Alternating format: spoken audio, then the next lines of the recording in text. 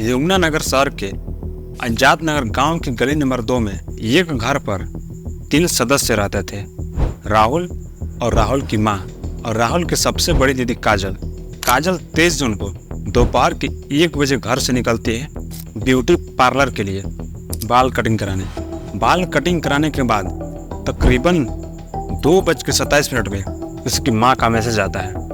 उस मैसेज में लिखा रहता है, घर आते टाइम 2 गिलास जूस लेके आना।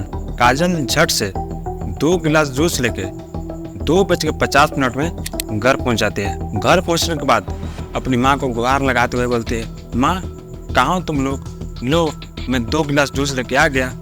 लेकिन वापस से किसी का आवाज़ नहीं आता है। काजल सोच में पड़ जाती है कि आखिर कोई कुछ बोल क्यों नहीं रहा है। अभी तो माँ ने मैसेज किया था 2 गिलास जूस लाने के लिए, कहाँ चले गए सब? इतना सब बोलने के बाद काजल जब अपनी माँ के बेडरूम में जाकर देखती है तो उसकी माँ का बेडरूम में लाश पड़ा हुआ रहता है। काजल अपनी माँ को ऐसे हाथ में देख के घबराती भी नहीं है। वहाँ से जब अपने घर की होल में जाकर देखती है तो इसके भाई राहुल का भी लाश पड़ा हुआ रहता है।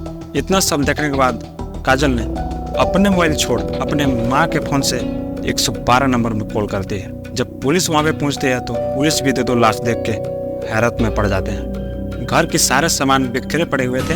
घर की ऐसे हालत देख के लग रहा था कि घर में चोरी होने की वजह से इनकी मौत हुई है। दोनों के सिर में रॉड से मारा गया था, मार के बेहोश किया गया था, फिर चार्जिंग केबल से दोनों को गला घोट के मौत की नींद सुला दिया गया। घर के कुछ कीमती चीज़ गायब था। जब काजल से पूछा गया कि इस वक्त तुम कहाँ थे, काजल का सिर्फ एक ही बयान था कि मैं दोपहर में ब्यूटी पार्लर गई थी बाल कटिंग कराने। जब घर से वापस हो रही थी तो माँ का मेरे पास मैसेज आया था 2 गिलास जूस लाने के लिए। उस मैसेज को पुलिस वालों को भी दिखाती है। तभी एक पुलिस वाला का नज़र घर में लगे सीसीटीवी कैमरा पर जाता है। जब उस सीसीटीवी कैमरा को चेक किया जाता है तो पता चलता है कि ये तो सुबह से ही बंद पड़ा हुआ है।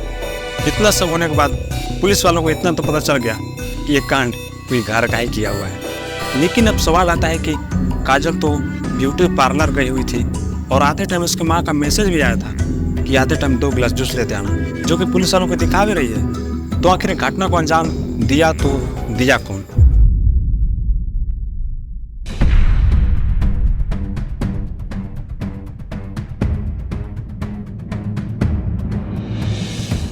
तो मैं सुरेंद्र सिंह एक और नए केस के साथ वीडियो को शुरुआत करते हैं। ये कहानी की शुरुआत होती है काजल की बचपन से ही। काजल सबकी लाडली थी क्योंकि बड़े होने की वजह से काजल को सबसे ज़्यादा प्यार करते थे, पर सबसे ज़्यादा उसके पापा प्यार करते थे। पर ये कुदरत को मंजूर नहीं थी। 6 साल की उम्र में उसके पापा का देहांत हो जाता है, जिससे कि काजल बहुत ज़्यादा दुखी हो जाती है। काजल को बचपन से ही लड़के लोग जैसा रहना, लड़के लोग जैसा कपड़ा पहनना बहुत ज़्यादा पसंद था, जो कि उसके पापा करवाते भी थे। लेकिन उसके पापा के गुजर जाने के बाद उसकी माँ ये सब करने से रोकती टोकती रहती थी।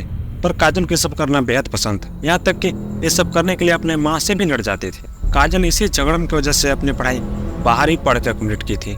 काजल जब अपनी पढ़ाई बाहर करने गई थी तो उसको बॉयज़ हॉस्टल में रहना पसंद था, पर वहाँ नाम नहीं लिखाने की वजह से गर्ल्स हॉस्टल में रहकर अपना पढ़ाई कंप्लीट करना पड़ा। उस हॉस्टल में 5 साल रहने के बाद एक अच्छी सी दोस्ती बना ली थी अपनी दुख दर्द बांटने के लिए। दोनों दोस्त रहने के साथ साथ एक अच्छे लाइफ पार्टनर भी बनना चाहते थे।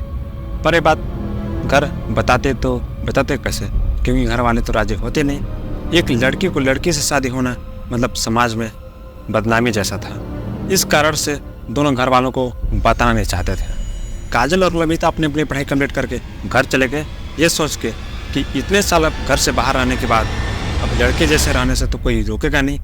लेकिन ऐसा कुछ भी नहीं हुआ। जब काजल घर आई तो माँ का हुई रोज के रोज झगड़ा कि तुम लड़के जैसा रहती क्यों। इस बात को सुन के काजल घर की ऊपर वाली छत में चल गई, क्योंकि लड़ाई बहुत ज़्यादा होने लग गया था। यहाँ तक कि उसको 1 साल घर आने के बाद शादी करने के लिए भी बोलने लग गए थे। कई जगह तो रिश्ता भी देख के आ गए थे, पर वो लड़के को पसंद करती तो कैसे करती, क्योंकि लड़के तो खुद ही थी। काजल बड़ी हिम्मत करके अपने सहेली लविता के बारे में बताती है। उसकी माँ बात को सुन के बहुत ज़्यादा गुस्सा हो जाती है, क्योंकि काजल ने अपनी लाइफ पार्टनर बनाने के लिए एक लड़की को चुना था, जो कि समाज इस चीज़ को लेके एक्सेप्ट करता नहीं। दोनों में इस बात को लेकर बहुत ज़्यादा झड़पन हो जाती है और काजल घर छोड़ के बाहर चली जाती है। कुछ दिन तक तो काजल घर पे सही से खाना भी नहीं खाती है, पर इससे उसकी माँ को बिल्कुल भी फर्क नहीं पड़ता, क्योंकि उसकी माँ को लगता था कि काजल यहाँ रहेगी तो लड़ाई झगड़ा होता रहेगा, एक तो काजल को कुछ हो जाए या फिर यहाँ से कहीं और चला जाए, क्योंकि अगर यहाँ काजल रहेगी तो हम लोग का समाज में बेइज्जती होगा, बदनामी होगा। यही सोच सोच के काजल को उसकी माँ रोज़ डांटती फटकारती सोचती रहती थी। उसकी माँ और काजल के बीच इतना लड़ाई बढ़ चुका था कि काजल तो कभी कभी घर में खाना भी नहीं खाती थी। अगर खाना खाती भी तो चुपके से निकाल कर अपने रूम में ले जाके खाती थी, या फिर कभी ज़्यादा लड़ाई हो जाने की वजह से अपने चाचा के यहाँ जाके खाना खाती थी, या कभी कभार वहीं जाके सो जाया करती थी। उसके चाचा के घर जाने के बाद पता चला कि हम लोग के घर से चाचा का विवाद चल रहा है।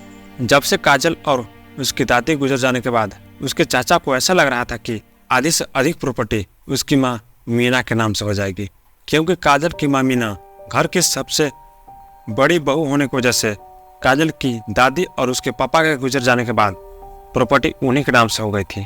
और काजल के चचेरे भाई लोग ऐसा हरगिज नहीं चाहते थे कि उनके नाम से प्रॉपर्टी हो। तो काजल ने उसके चचेरे भाई लोगों को एक ढाबे में ले जाके प्लान बनाते हैं उसके माँ और उसके भाई को मारने के लिए। क्रिस और ईशांत को काजल ने यह लालच दे के मारने की साजिश रची थी। क्रिस को घर की आधी प्रॉपर्टी और 50,000 रुपये देने की बात की थी। इसमें ईशांत बिल्कुल भी मर्डर करने के लिए तैयार नहीं था, बस साथ देने के लिए तैयार था। तो 23 जून को सुबह काजल ने अपने घर के CCTV कैमरा को बंद करती है। तकरीबन 9 बजे के आसपास क्रिस काजल के घर पहुंचता है। घर में रखी रोड को पकड़कर उसकी माँ के रूम में पहुंचता है और बिना सोचे समझे उसकी माँ के सिर पर वार करता है। जब उसकी माँ चिल्लाती है तो उसके भाई राहुल दौड़ के उसकी माँ के बेडरूम साइड जाता है।